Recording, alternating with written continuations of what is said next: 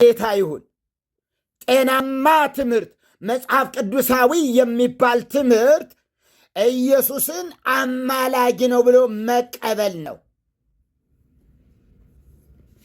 አያችሁ? አዎ፣ ኢየሱስን አማላጅ ነው ብሎ መቀበል ክርስትና ይሄ ነው። የክርስትና መስፈርቱም ይሄ ነው። አንድ ሰው ክርስቲያን ነው የምንለው ኢየሱስ አማላጅ ነው ብሎ ሲያምን ነው። መቼ? ዛሬም። የዛሬ 2000 ዓመት ነው ወይ? አይደለም፣ ዛሬም። የዛሬ 2000 ዓመት እውነት ነው በመስቀል ላይ የማስታረቅ አገልግሎት አገለገለ። የማስታረቅ ስራን ሰራ። በደሙ ዋጀን፣ በመከራ ታደገን። መከራን በመቀበል ኃጢአታችንን በመሸከም የዛሬ 2000 ዓመት። ዛሬ ላይስ? ዛሬ አማላጅ ነው። ምን ሆኖ? ሊቀ ካህናት ስለሆነ። የሊቀ ካህናት አገልግሎት ያለ ምልጃ የሆነ አይደለም። የሊቀ ካህናት አገልግሎት ምልጃ ነው። ምልጃ ነው። ክርስቶስ የፈጸመው አይነት የእርቅ ስራ አይደለም። ምልጃ ነው። ምልጃ ነው። ስለዚህ ምልጃው ኢየሱስ ያማልዳል በሚል ርዕስ ላይ እንግዲህ ይሄን እናያለን። ጥቂት ሰዓትም ቢሆን ምንም ነገር ብዙ ወንድሞችም አላችሁ። ከእናንተ ምን ሰማለን? ክብር ለጌታ ይሁን። በዋናነት በጣም አለፍ አድርጌ እሄድበታለሁ።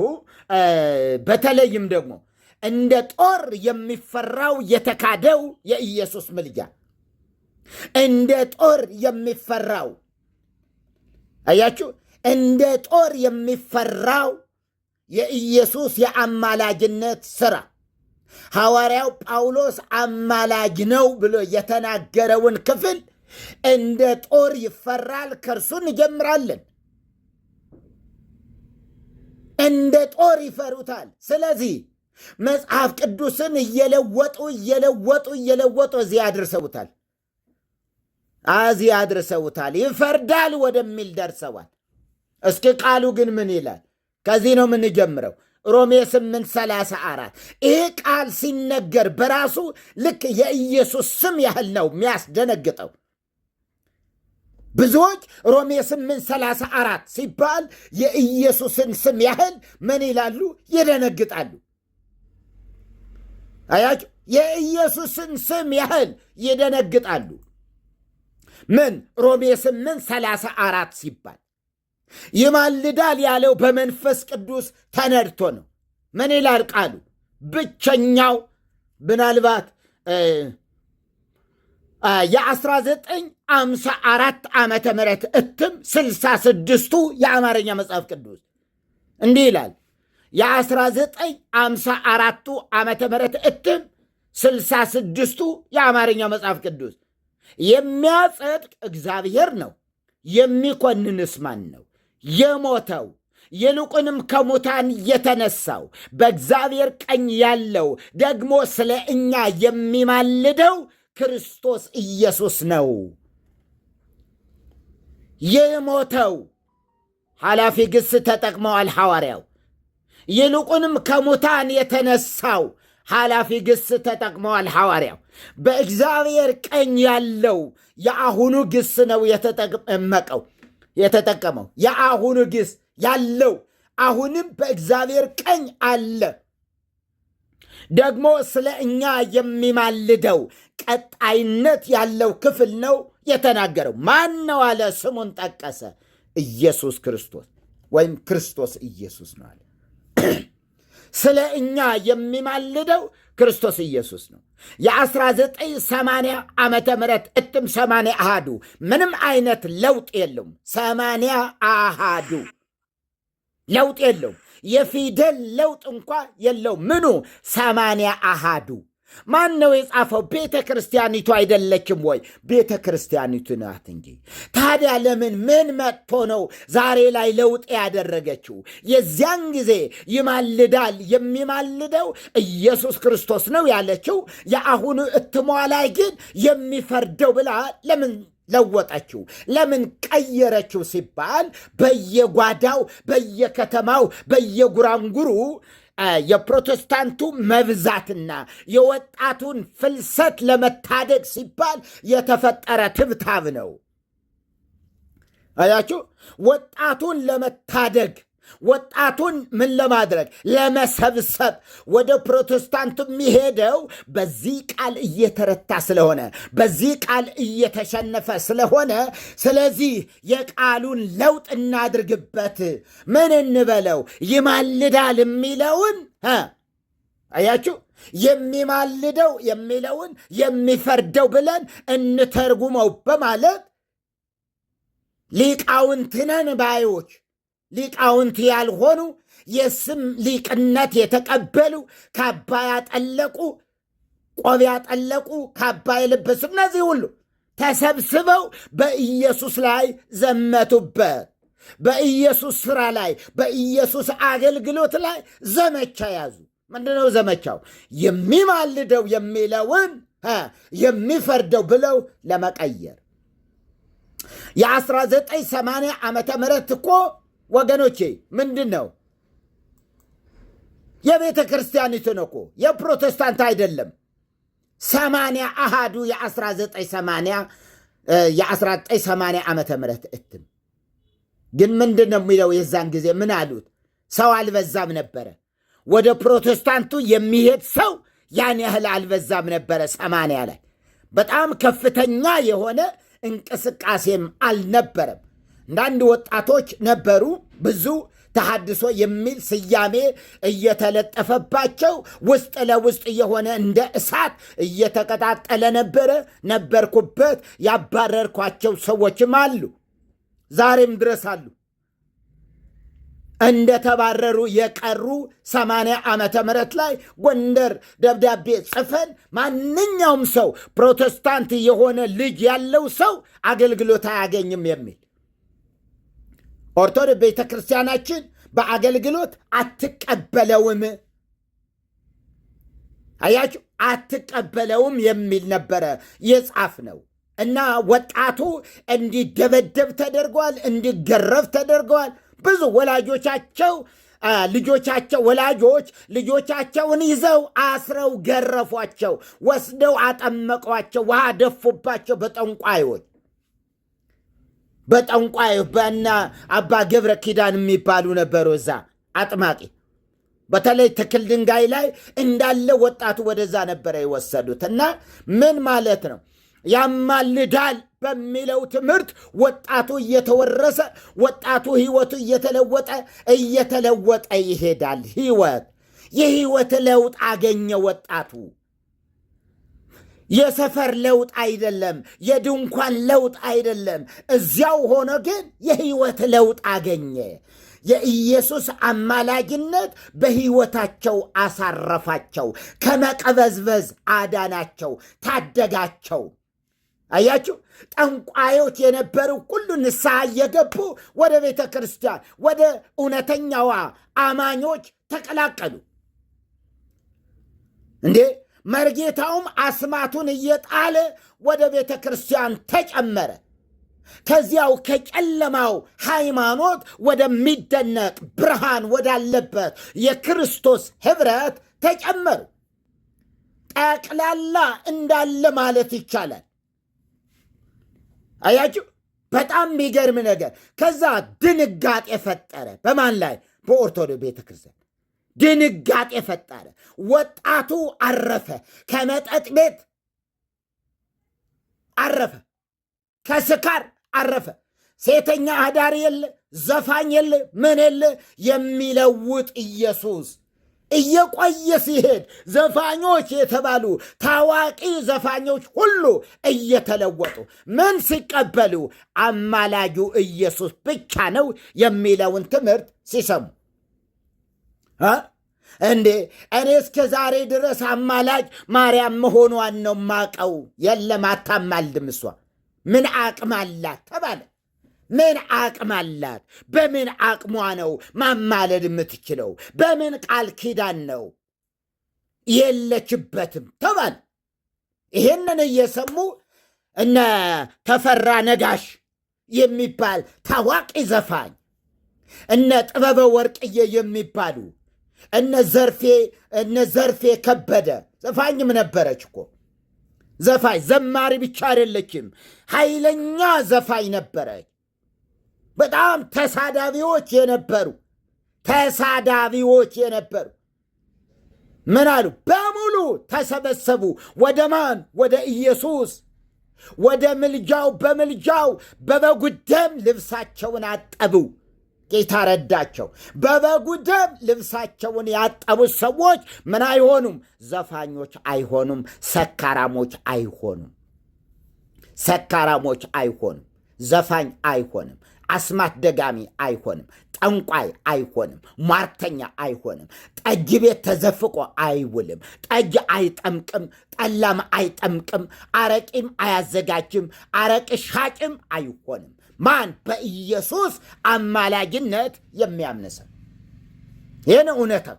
በኢየሱስ አማላጅነት የሚያምን ሰው እውነተኛ ሰው፣ እውነተኛ ክርስቲያን። በኢየሱስ አማላጅነት ካላመነስ የትኛውንም ኃጢአት ይገነድሳል፣ አይፈራም። የትኛውንም ኃጢአት ነው ያልኳቸው። አስማት ቢሆን ይደግማል። ቢጠነቁል ስቅጥጥ አይለውም። ቢሳደብ ስቅጥጥ አይለውም። ቢገድል ምንም ኃጢአት አይደለም። ቢዘፍን ኃጢአት አይደለም። ቢሰክር ኃጢአት አይደለም። በማን? በዚያው በጨለማው እምነት ውስጥ፣ በጨለማው ሃይማኖት ውስጥ ዘፈን ማን ነው የከለከለው? ማን ነው የከለከለው? ይውላጅ ማን ነው የከለከለው?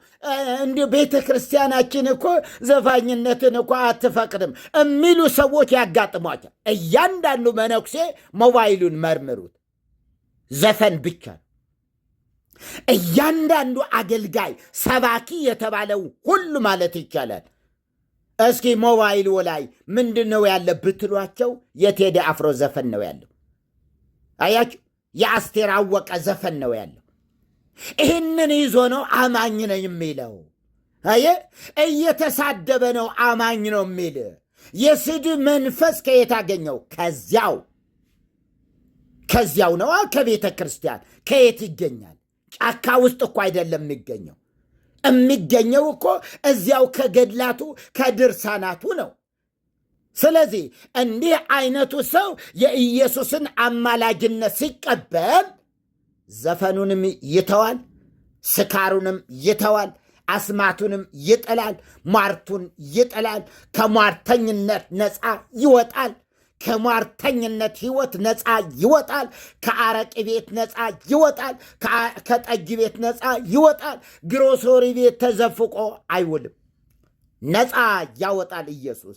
እውነትም አርነት ያወጣቸዋል የተባለው በኢየሱስ ስለሆነ አርነት የሚያወጣው ኢየሱስ በአማላጅነቱ ነው፣ በሌላ መንገድ አይደለም፣ በአማላጅነቱ። ታዲያ የሚማልደው የሚለውን አያችሁ። የዛሬ 38 ዓመት 80 ዓመተ ምህረት የዛሬ 38 ዓመት ያማልዳል፣ አማላጅ ነው የሚማልደው የሚለውን መጽሐፍ ተቀብላ የነበረችው ቤተ ክርስቲያን፣ ተቀብላ የነበረችው ኦርቶዶክስ ቤተ ክርስቲያን ዛሬ ላይ ግን አዲስ መጽሐፍ አዘጋጅታ ምን ስለሆነ ሕዝብ እየነጎደ ነው። ሕዝብ እየጎረፈ ነው። ወደ ፕሮቴስታንቱ እየጎረፈ ነው። ፕሮቴስታንቱ በየመንደሩ እየገባ ነው። በየሰፈሩ እየገባ ነው። በየከተማውም ቢሆን በየአስፋልቱም ቢሆን ኢየሱስ ያድናል፣ አማላጁ ኢየሱስ ብቻ ነው የሚሉ ወጣቶች ሁሉ ሲበዙ ጊዜ ደነገጠች ቤተ ክርስቲያን። ኦርቶዶክስ ቤተ ክርስቲያን ምን አለች? ደነገጠች። ስትደነግጥ ምን እናድርግ? መፍትሄው ምንድን ነው ሲባል መጽሐፍ ቅዱስን እንደገና ምን እናድርገው? እንተርጉመው ወደኛ። 80 አሃዱ መቅድሙ ላይ ተመልከቱ። መቅድሙ ላይ ባህላችንን የሕዝባችንን ባህል መሰረት ያደረገ ትርጉም እንተርጉማለን እንዴ! መጽሐፍ ቅዱስ የጥንቱን ቋንቋ ይዞ ሐዋርያት ያስተማሩትን ትምህርት ይዞ መቀጠል ሲገባው ወደኛ ቤተ ክርስቲያን ወደ አገራችን ባህል እንቀይረው። ምንድነው የአገራችን ባህል? የአገራችን ባህል አማላጅ ኢየሱስ አይደለም። አማላጆች የውል ተቆጥሮ የማያልቁ ነገም ይመጣሉ፣ ከነገ ወዲያም ይመጣሉ፣ በቁጥር ያልተገደቡ ዛሬም ለዘለዓለምም የሚቀጥሉ ገና የማናውቃቸው ሁሉ ገና ይመጣሉ። ምክንያቱም ፍሬም አልተደረገም። እነዚህ ብቻ ናቸው አማላጆቻችን አላለችም። ስለዚህ አማላጁ ኢየሱስ ብቻ ነው የሚለው ነገር ሲመጣ ይህንን ለመከላከል መጽሐፍ ቅዱስን እንተርጉመው አለች። ከዛ ያው ተረጎመችውና ከዛስ የተፈለገው ኢየሱስ የሚማልደው ኢየሱስ ክርስቶስ ነው የሚለውን የሚፈርደው ለማለት በዚህ ወጣቱን ለመከላከል ነበረ። ግን መከላከል አይቻልም። እግዚአብሔር ሰማይን ከፍቷል። እግዚአብሔር በሩን ከፍቶታል። እግዚአብሔር የምድራችንን ሰማይ ከፍቶታል። እግዚአብሔር አያችሁ፣ የትውልድን ልብ ከፍቷል። እግዚአብሔር ሰማይን ከፍቶታል። ሰማይ ተከፈተ። እግዚአብሔር ዘንበል አለ ወደ ምድራችን። የምህረት እጁን ዘረጋ ወደ ምድራችን። ስለዚህ ኮተት የሆኑ ሁሉ ከትውልድ ልብ ሊነቀሉ ግድ ሆነ። የኮተት ትምህርቶች ሁሉ በኢየሱስ አማላጅነት ይሻራሉ። በኢየሱስ አማላጅነት ምን ይላሉ? ይሻራሉ። እና ይሄ ነበረ አዲሱ መደበኛ ትርጉም። በፊቱ ነግሬያችኋለሁ። 80 አሃዱም አዲሱ መደበኛ ትርጉም የ1993 ዓመተ ምህረት እትም የሚያጸድቅ እግዚአብሔር ነው፣ ታዲያ የሚፈርድ ማን ነው? የሞተው እንዲሁም ከሞት የተነሳው በእግዚአብሔር ቀኝ የተቀመጠው ክርስቶስ ኢየሱስ ነው፣ ስለ እኛ ይማልዳል ይላል። ስለ እኛ ምን ይላል? ይማልዳል። ቀለል ባለ አማርኛ ተብሎ የተጻፈ መጽሐፍ ቅዱስ ሊፈርድባቸውስ የሚችል ማን ነው? ኢየሱስ ክርስቶስ ይፈርድባቸዋልን? እርሱስ አይፈርድባቸውም። ምክንያቱም እርሱ ስለ እኛ የሞተ ከሞት ተነስቶ በእግዚአብሔር አብ ቀኝ የተቀመጠ ስለ እኛም የሚማልድ ነው። ስለ እኛም የሚማልድ ነው አለ። ሚገርም ነው። ከዛ ሊቪንግ ባይብል ኢንተርናሽናል ባዘጋጀው ሕያው ቃል በተሰኘው አዲስ ኪዳን ደግሞ የሚፈርድባቸውስ ማን ነው? ኢየሱስ ክርስቶስ ይፈርድባቸዋልን? እንዴት ተደርጎ? ስለ እኛ የሞተውና ተነስቶም በእግዚአብሔር አብ ቀኝ የተቀመጠው ጌታችን ኢየሱስ ክርስቶስ ይማልድልናል ይላል። ይማልድልናል። እንደገና የ1879 ዓመተ ምህረት እትም ለበበሉ። ይሄ ደግሞ የዛሬ 130 140 ዓመት የታተመ መጽሐፍ። የዛሬ 100 ዓመት 130 140 ዓመት የታተመው 1879 ዓመተ ምህረት እትም የአባ ጀሮም ወይም የአባ አብርሃም የሚባል ትርጉም ነው። የአማርኛ መጽሐፍ ቅዱስ እንዲህ ይላል። ማን ነው የሚኮንን? ክርስቶስ ኢየሱስ የሞተ ነውን? ከሙታንም እንኳ የተነሳ በእግዚአብሔርም ቀኝ የተቀመጠ እርሱስ ያስምረናል።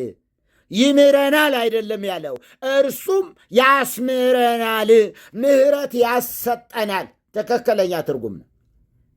ያማልዳል እንደማለት ነው። ያስምረናል ማለት ያማልደናል ማለት ነው። ክብር ለጌታ ይሁን።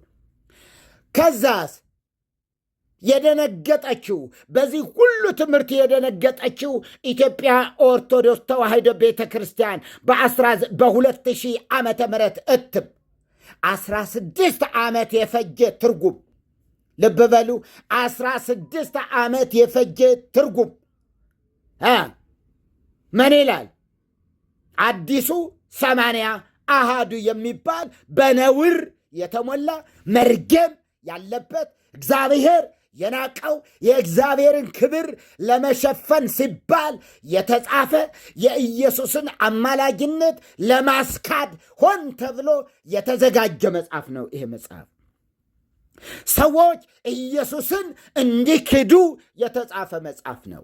ኢየሱስ በሰውነቱ እንዲክዱ የተጻፈ መጽሐፍ ነው። ልብ በሉ፣ አማላጅነቱን ብቻ አይደለም፣ ሰውነቱን እንዲክዱ አያችሁ፣ ትስብእቱን እንዲክዱ ሆን ተብሎ የተዘጋጀ መጽሐፍ ነው።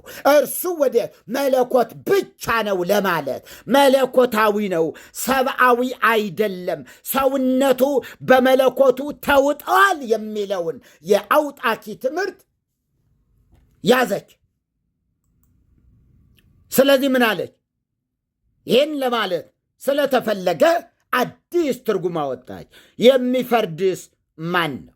የአዲሱ 80 አሃዱ አዲሱ 80 አሃዱ በጣም በነውር የተሞላ ይሉታል ሊቃውንቱ። ጳጳሳቱ ያግቡ ይላል፣ ግን አያገቡም። ጳጳሳቱ መጽሐፉ ግን አግቡ ይላል።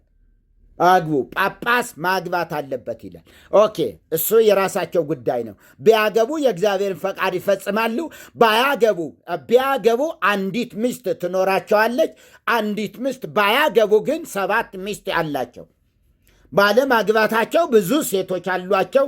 ቢያገቡ ኖሮ ግን በአንዲት ሴት ይወሰኑ ነበር። ባለማግባታቸው ግን ወለተ ማርያምም ትመጣለች፣ ዓመተ ማርያምም አለች። ምኑ ብዙ ነገር አለ። እሱ ተከድኖ ይብሳል ነው። ያገባ ሰው በአንዲት ሚስት ይጠነቀቃል። ካላገባስ ከመጣችው ሴት ሁሉ ጋር እያመነዘረ ይቀጥፋል፣ ያመነዝራል። ምንም ነውርም አይመስለውም። ለመሆኑም በኢየሱስ ምልጃ ያልዳነ ሰው ኢየሱስ ያማልዳል ብሎ ያላመነ ሰው ደግሞ ከኃጢአት ሊከለከል ከቶ አይችልም። ማን ይከለክለለታል? ከልካይ መንፈስ የለውም። ኢየሱስን አማላጅ ነው ብላችሁ ስትቀበሉ ከልካይ ኃጢአትን የሚከለክል መንፈስ ቅዱስ ይሰጣችኋል። መንፈስ ቅዱስ የመንፈስ ቅዱስ ቤት ትሆናላችሁ። የመንፈስ ቅዱስ ቤት ለመሆን ትሰራላችሁ። በማን ከሆናችሁ? በኢየሱስ አማላጅነት ካመናችሁ። ስለዚህ ምን አለች? 2000 ዓመተ ምህረት ትርጉም ላይ የሚፈርድስ ማን ነው? የሞተው ይልቁንም ከሙታን ተለይቶ የተነሳው በእግዚአብሔርም ቀኝ የተቀመጠው ደግሞ ስለ እኛ የሚፈርደው ኢየሱስ ክርስቶስ ነው አለች። አያችሁ፣ ወደ መለኮትናቱ ለጠፈችው። ትስብእቱን ካደችው። ትስብእቱ ተካደ፣ ሰውነቱ ተካደ። ወዴት ወሰድ? ወደ መለኮትነቱ። መስሏቸው ነው።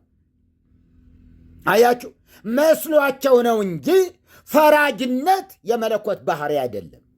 ፈራጅነትም የኢየሱስ ነው። አማላጅነትም የኢየሱስ ነው። ፈራጅነትም የኢየሱስ ነው። የኢየሱስ ሁሉም የማን? የኢየሱስ ነው። የኢየሱስ ነው።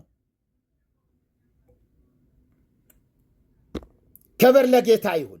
ፈራጅነት የማን? የኢየሱስ። አማላጅነት የማን? የኢየሱስ። የኢየሱስ ያማልዳል፣ ደግሞም ይፈርዳል። መቼ? ዛሬ አይደለም።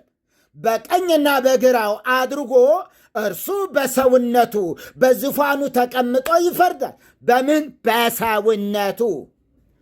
በሰውነቱ። ምክንያቱ ፍርድን ሁሉ ለወልድ ሰጠው እንጂ አብ በአንድ ሰው ስንኳ አይፈርድም ተብሎ ተጽፏል ዮሐንስ ወንጌል ላይ። ወደ ምልጃው ልሂድ። ይሄ ወደፊት ይታያል። ክብር ለኢየሱስ ይሁን። እናየዋለን። ይቀጥላል እና የ2014 ዓመተ ምህረት የዛሬ 20 ዓመት መሆኑ ነው። ምን 20 ዓመት? የዛሬ ከ4 ዓመት በፊት የታተመ አዲስ መጽሐፍ ቅዱስ ደግሞ አለ። አዲስ መጽሐፍ ቅዱስ አሳትማለች ኦርቶዶክስ ቤተ ክርስቲያን። ምን ለማድረግ? አማላጅነቱን ለመከላከል፣ የኢየሱስን አማላጅነት ለመከላከል የኢየሱስን አዳኝነት ለመከላከል ጻድቃን ሰማዕታት ያድናሉ ለማለት በዝክራቸው ያድናሉ፣ የሚዘክራቸውን ሰዎች ከምን ከሲኦል ያወጣሉ ለማለት የተጻፈ መጽሐፍ ነው። ይህን ክፍል ምን አለው ይሄ መጽሐፍ? ለእመለሊሁ ያጸድቅ መኑ ዘይኮንን ክርስቶስ